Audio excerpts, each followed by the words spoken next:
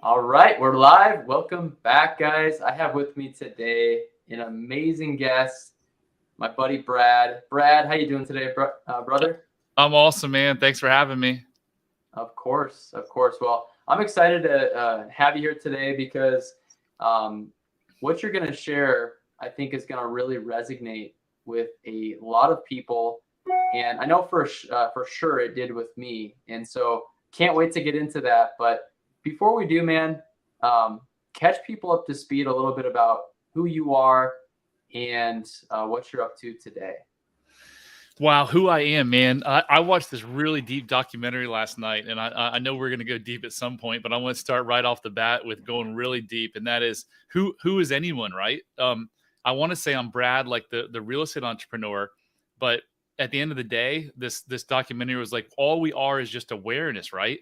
And what causes our suffering a lot of times is we have this identity. Like I'm not a real estate investor, I'm not a coach, I'm not a father. Like those are all parts of me, but who am I? My essence, like I'm just a soul, right? I'm a soul looking for love. So just swung the bat right off the bat with the big ball. You just toss it to me. But to get into who am I on a daily basis? I am a father to two kids. I've been a single dad for about 12 years now. I have a real estate company that last year did 256 flips, and I'm in the amazing position that I work about an hour a week. So that's given me the freedom to do what I really, really love. And that's help people like yourself who are struggling or suffering with any form of suffering.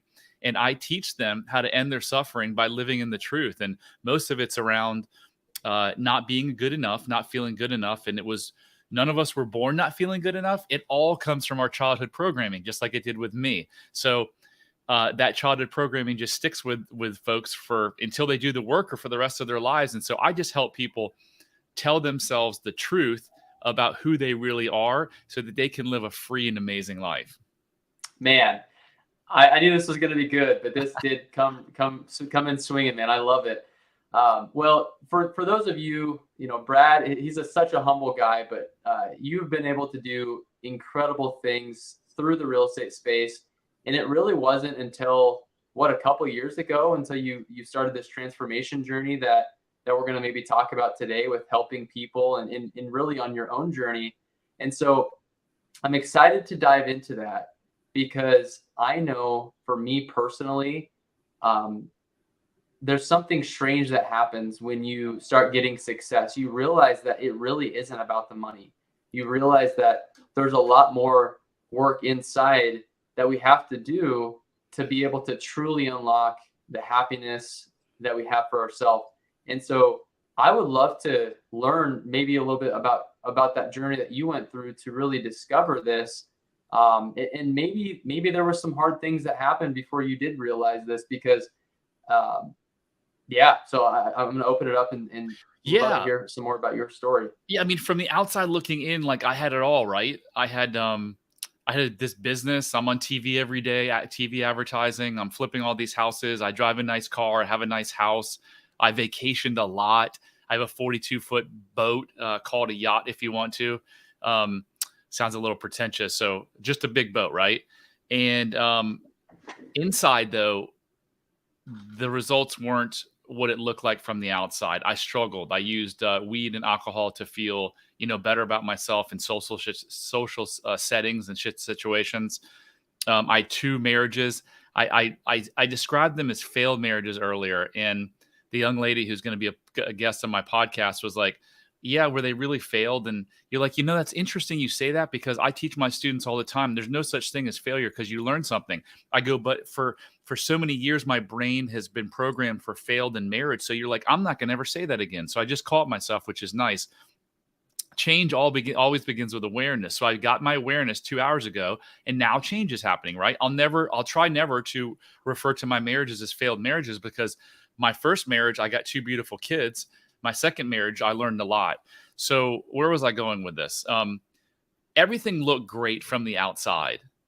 I put all the great stuff on Facebook, all the social media, but inside, lots of fights, lots of despairs with my two wives, tons of marriage counseling, tons of therapy over the years, and nothing seemed to work. So a couple years ago, almost 2.5 years ago, trying to get my son help for anxiety, I went through an exercise myself that in literally 3 hours completely and radically changed my life. And I came back from that excursion out west and I looked around. I was like, oh my God, is my life going to be different? And it is different. And I looked around and thought, this is the cause of everyone's problems. What I started the show off with, and that is, if you're suffering in any way, shape, or form right this second or right this minute or right this week, it's a thinking problem. That's it. Everything, whether it's an illness or you drink too much or you eat too much, you're overweight, or you have a shitty marriage or your business is going sideways, it all comes back to thinking, right? Flawed thinking. And that flawed thinking comes from our programming as a child. So anyway, I figured that out. And man, life has never been better. Like I don't have any bad days anymore. I can tell, man. And it's so fun to see. And I've only known you for a few short months, really. But I feel like I've known you for a lot longer because I did see Express and I saw the company that you created. And it truly looked like, and you are at the pinnacle of, from my perspective, at least, of running this amazing business and having an amazing life. And it's very interesting to me. And I'm so blessed to have met you. So I want to say that first and foremost, because I'm 30 years old. And honestly, the thought of figuring this stuff out, at least being more aware, right, at this age is truly a blessing. But it's so interesting, man. Why do you think it takes people so long to figure these things out? And I understand a lot of it resorts back to our childhood and you know, the suffering, the pain, the unhappiness. Like, why do people go through that? It's such an amazing question, such a great question to ask. And I think it's a simple answer. Take me for an example. Why did it take me 47 years? I didn't know there was a problem, right? My divorces weren't my fault. It was their fault, right? That's how I thought back then. Now I know the truth. It was just as much my fault as their fault. But I didn't know. And why didn't I know? Because 95% of your behavior on a daily basis is driven by your subconscious mind. Well, your subconscious mind, I never woke up and said, I'm this piece of shit, I'm not worthy. But if you look at all my results, that's what they showed. So number one, the person has no idea. They think that this is the way it's always going to be, because guess what? They probably came from a broken family where their mom yelled at their dad and they had a terrible marriage and they got divorced. And whatever the issue was, what we do so often is we recreate that for our children. So it's no one's fault. When I start coaching people, 9 out of 10 say I had a happy childhood. And I don't say this, but you wouldn't be coming to me if you had a happy childhood. If your needs were met, you wouldn't need me, right? So people, I think, have this badge of courage that they want to wear. Like, I don't want to talk, know that my parents didn't do what they should have done. And it's not, it's just the opposite. I'm not trying to convince you didn't have a great childhood so you can go bash your parents. Just the opposite. I want you to have compassion for them, knowing that, you're a perfect example. Like, your parents didn't have it perfect either. So they didn't wake up and say, we're going to screw Michael up, but they did things that didn't meet your needs, that affected you till you're 30 years old. That's the key to it, is breaking the cycle. So now I've created this 3-minute self-love quiz that is 12 questions. So someone can figure out, where are they on the spectrum? Do they have issues? Because if I'd have listened to this podcast 3 years ago, I'd have probably already tuned out and be like, that's not me. Well, it was me. So look at your life. Look at your relationships. Are you in a triggered state a lot? Do you have crappy relationships? Do you come home and drink 3 glasses of wine or hit the joint? Are you always taking things personally? Are you always in a triggered state? Do you have depression, anxiety, OCD? Are you sick? The list goes on and on and on. Those are all signs that you've got a flawed thinking in your brain, and it's not your fault. It's nobody's fault. But you can become aware. Go take this short quiz, bradchandler.com/quiz. And in 3 minutes, you're going to know kind of where you stand. And when you get the results, you'll be like, oh, no wonder my marriage sucks, or no wonder I drink so much.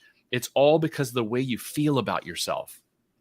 Yeah, dude, that's so good. And I remember taking that quiz for the first time, and I thought to myself, I am I'm happy. I have it all, right? I feel so blessed. And then I had to ask myself those questions, and they were hard questions to answer because at the end of the day, I learned that it wasn't how I thought it was internally when I asked those hard questions. And so, do you think it's hard for people to ask those questions and face those childhood experiences to really come to understand? Because at first, for me, it was hard to go back and experience that. And for people who don't know what I'm talking about, it's digging deeper than just knowing that we have a self-love or a issue, right? None of us are perfect, but facing it is a whole nother thing. Yeah. So the self-love questions aren't hard to answer at all. But what you're asking, I think, is, do some people have a real problem with facing going back? And I'm going to give two different answers. So many people, the human brain has a really hard time of thinking of two opposing things. So just like you, I hope you don't mind me sharing this, like your childhood wasn't terrible, right? Well, I'll agree to that. It wasn't perfect, but it wasn't terrible. Well, your mind and most people's minds want to latch on to the, oh, it was fine, it could have been worse syndrome, right? Yeah. So one is people fool themselves into thinking it wasn't that bad, so that's not the cause of my problems. The other thing is, yes, I think there's something there, or I know something was there, and I'm so scared to face it. You have to move through the pain of the truth to get to the freedom. There's a quote I love: pain moves through families until someone's willing to feel it. Are you going to be the one in your family to feel the pain? And this isn't pain because you're already in pain. If you're suffering, you're in pain.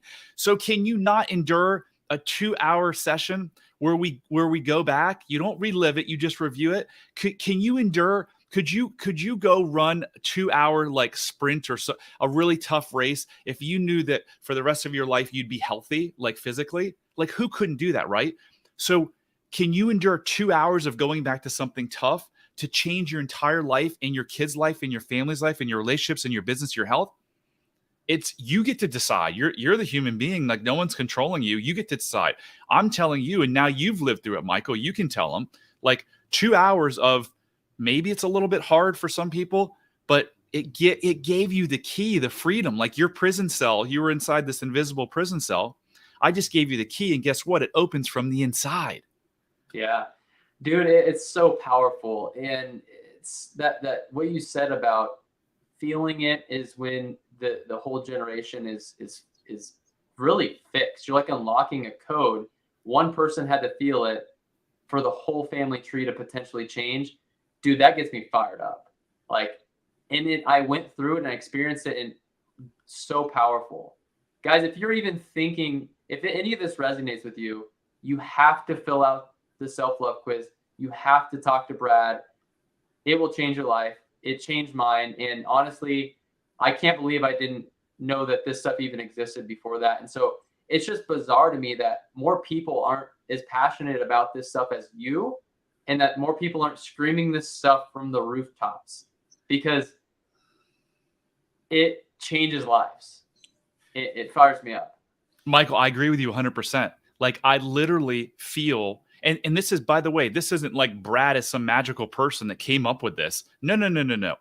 All I did was take what I learned. So I went through my transformation with this Navy SEAL. I went back thinking that we were going to work together, and we didn't, and we're still friends and everything's good. But I got to witness him go through and take another 8 people through his thing.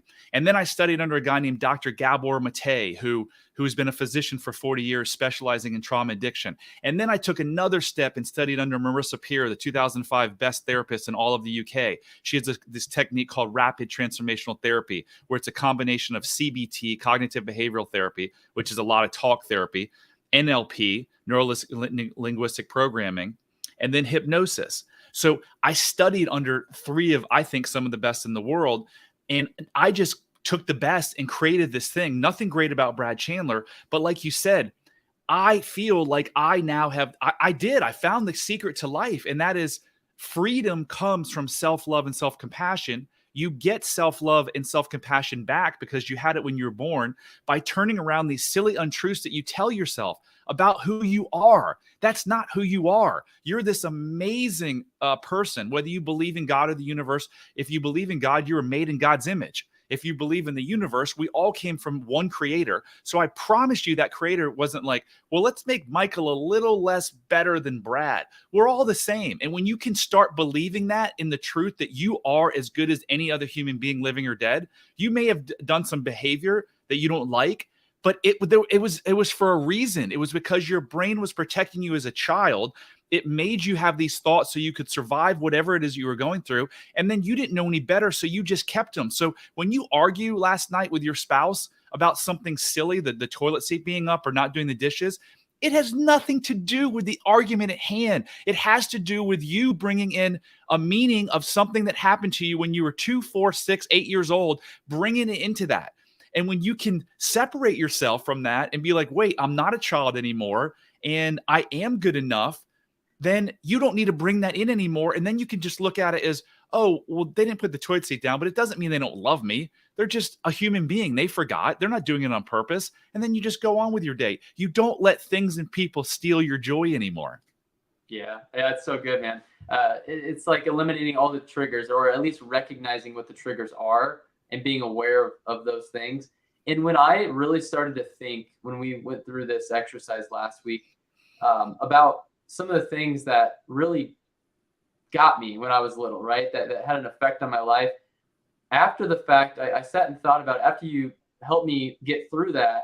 And I realized, like, that was so funny. The fact that I thought those things were so much out of my control to this day. Like at 8 years old, yes, it may be out of my control. At 30 years old, it's never going to happen again.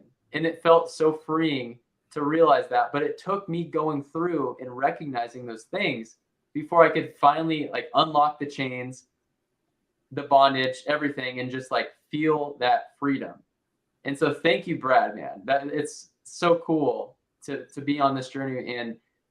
And guys, if you haven't taken that quiz, please do. And you are going to be aware. That's all you could really ask, is just get aware from going through that. But anyway, man, a lot of people listening to this show, they may be variations of their life. Maybe they're working a 9 to 5. Maybe they're in a business that is having some success, or the ups and downs. And one of the things that I've had a little bit of a hard time with, and I know you talk about this too, is the roller coaster of business, and like not, and kind of being level with all of that. How do you handle that? Because in real estate especially, there's ups and downs, right? There's times where things are going great, and there's times where things are not going so great. And so can you talk about that, on what somebody can do to maybe not let that affect their entire mood, like being mad during the times when things aren't going good, so on and so forth? I mean, so let's take the last, take the last, 8 to 10 years. There hasn't been a time where you can say real estate's gone really bad. So the first question I'd ask yourself is, what's causing the ups and downs? Could it be you? I look back at my career up until my transformation started 2.5 years ago. I created the ups and downs. I made 5 business mistakes that cost my partner and I $9 million. Why? Because of my childhood programming. I felt not enough, so I was chasing all these crazy things, thinking that, oh, if I can go down and open this market, if I can do this, if I can build this house, if I can develop this piece of land and make $1 million or $10 million, whatever it is, I might be worthy. It wasn't a conscious decision. It was the unconscious decision. So number one, you got to ask yourself, what's driving those ups and downs? I know this because I sit in the room with some of the best real estate investors in the country in several masterminds. And I know it's the same exact thing that was with me. These people don't feel worthy, so they do silly things, and they take crazy risks to try to get to thinking that money is going to solve their problems, just like I thought that they would. I'm hearing sabotage. Self-sabotage. Yeah. You operate with a thermostat, right? So, I'm not worth this. I make this money. It's just, use a golf analogy. Do you many times, it hadn't happened a ton of times, but if anyone knows golf, where I'd get to the 15th hole and I'd be 2 under par. Well, I'm an 8 handicap, which means I should have been closer to like 6 or 7 over par. So I'm playing like out of my mind, 10 strokes better. And every single time, boom, it blew up on me because my subconscious mind was saying, dude, you don't deserve this. You're gonna mess this up. Exactly. Self-sabotage. That's what I did. Imposter syndrome. I don't belong here. Who am I? I mean, you've mentioned this a little bit in our coaching. Like, who am I to run this amazing company? What do I know? You know, I'm working with a guy now who's got a high school education or got kicked out of high school. But he's made millions and millions of dollars and it's pulling him down. I'm like, dude, you're smart as the next guy. So yeah, I forgot where I was going. It comes back to, though, feeling enough, right? All of it. Yeah. So how do you now how do I now deal with the ups and downs that I don't create? Because we have had some ups and downs in the last 18 months now, right? It's how I deal with everything. It's like everything is happening for us. So if things get really tight, okay, we got to come up with better marketing. We got to get better at sales. Well, now we can keep that improvement going, you know, so keep going. So if we had all this, if things never got bad, then we wouldn't be able to innovate. So I don't have bad days anymore. I haven't had a bad day in, I don't know. It's been a long, long time since I had a truly bad day because I just let the universe do what the universe is going to do. And whether or not I'm crying about it or jumping for joy, it's still going to happen, or it already happened. So why not focus your attention on what you can control? Dude, it's so good. It's so good because I heard something happened today, actually. And I was talking to my business partner, and I have some quotes and some cards and stuff like that I look at regularly. And I'm actually going to read this. You're going to get a kick out of this. This is awesome. The card says, stay amused. Anything that happens today, I challenge you to giggle through it, because everything that happens is happening for you and not against you. And that's exactly what you just said. And it's so true. Like, everything that happens is a chance to learn from it. It's not a chance to be a victim, right? Or poor me. It's a chance to grow. And if things aren't happening, it's maybe because you're not growing. And so, oh man, that's so good. Yeah, I mean, look, you can't say anything is bad because you don't know the outcome of what's going to happen. I woke up in the middle of a month into COVID, and my second wife was like, "I'm done with you." I thought it was the worst thing that ever happened in my life, because at one point we thought we were soulmates. We thought we had this amazing relationship. Looking back, it was one of the better things that happened to me because we weren't really matched. Like, we were on different paths. We were both fighting for our worthiness. So something as drastic as that, looking back, even that was something that happened for me. So you get to live your life that way, right? You get to decide how the word responsibility is the ability to respond. How are you going to respond to things? That's all really life is. Let things be as they are, not as the way you think they should be, and then just make the best of them. So good, man. Well, now that we know that we have control of not necessarily everything that happens, but what does happen and how we respond to it, responsibility. What are some like things that you did through your journey that were pivotal for you to only work an hour a week, or to be able to create this business that most real estate investors, including myself, really, that's like the vision, right? Is I want this business that serves me, that doesn't consume me. And so what were some like really pivotal things? Obviously, this is high level stuff, but can you speak to that as far as your experience? Because I know you're surrounded with the best of the best when it comes to top investors across the country. So I started, literally one of the first business books I read back in 2003 when I started Express Home Buyers was The E-Myth by Michael Gerber. And it was whether you're going to start one shop or one business, build it like you're going to have 5,000 stores. So that means you got to systematize like a McDonald's, right? So even way back then, even with all my faults, I was big on let's get systematized. And I was terrible at it because I'm a driver and I'm a visionary. I'm not an integrator, but I kept pushing. Let's get systems. So we've always had systems, and I had a hard time attracting the right people because guess what? I was looking for people who wanted to make a lot of money. I was attracting both intimate partners and employees and friends and everything that were just like me, that wanted to, had these inadequacies or feelings of unworthiness. So I think what's really happened in the last couple of years is I've shifted from, I started the business to make a bunch of money to prove my worth. I came out of that exercise 2.5 years ago saying to myself, I don't need to prove myself anymore. Just like you don't now. You can say, I'm good enough. I don't need to prove myself. So now what am I going to do? I'm going to focus on making an impact in the world. So now I look at my business as, how can I impact? So I work with my employees on a coaching level to help them work through some of their, self-esteem issues. How do I better impact my clients, my sellers? How do I provide them better service? How do I provide my investors a better return? I'm constantly looking at those things rather than how do I make more money? How do I make more money? How do I make more money? So that's what I would urge everyone to do, is step back and be like, why are you in business? I talked to another guy today who went through a major transformation.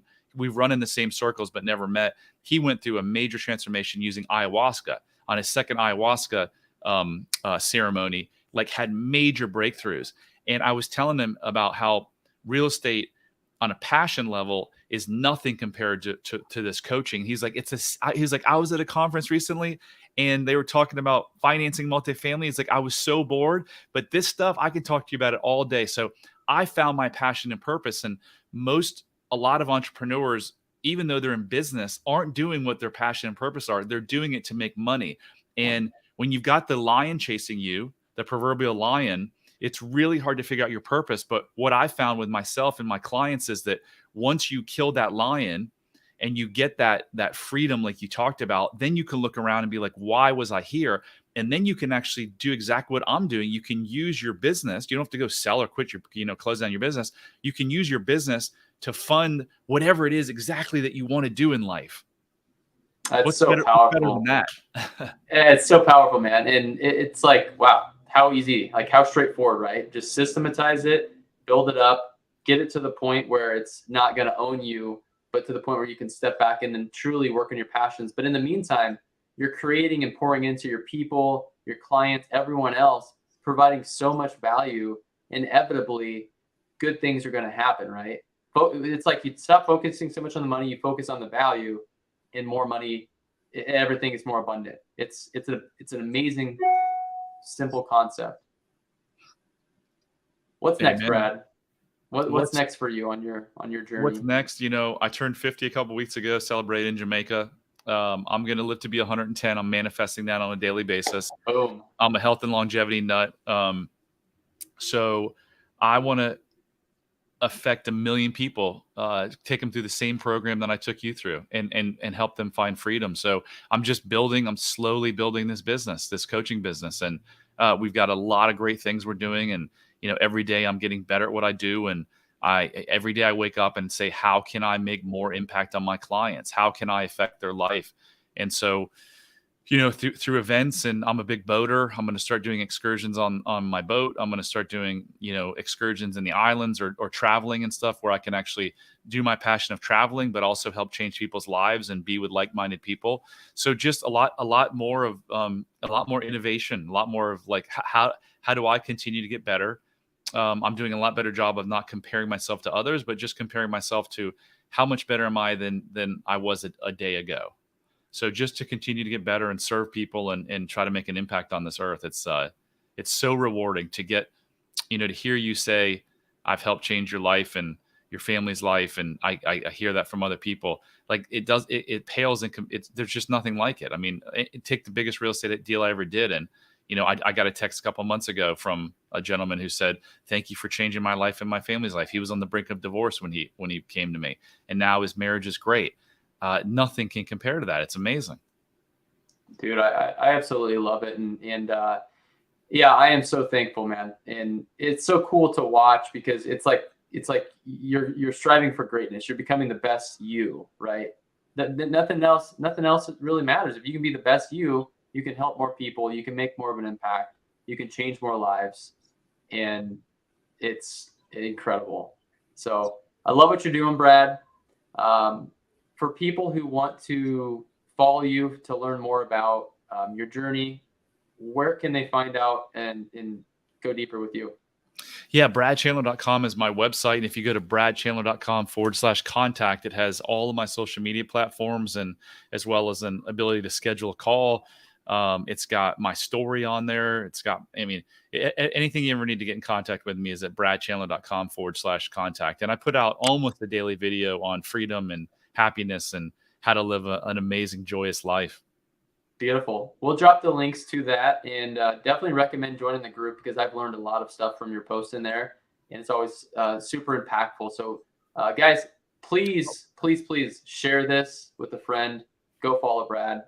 Yeah, the group you're talking about, which I forgot to mention, is a Facebook group we started a while back. It's called How to Be Happier for Entrepreneurs. It's both a Facebook group and a podcast. I just launched the podcast, so I would love your support on a rating and review on the podcast, and also come join our private Facebook group. It's growing every day, and we put out amazing content, and it's becoming more and more interactive, and it's just an amazing place. It's all free. I give out all the information that you possibly need. So yeah, come join me on those platforms, and would love to.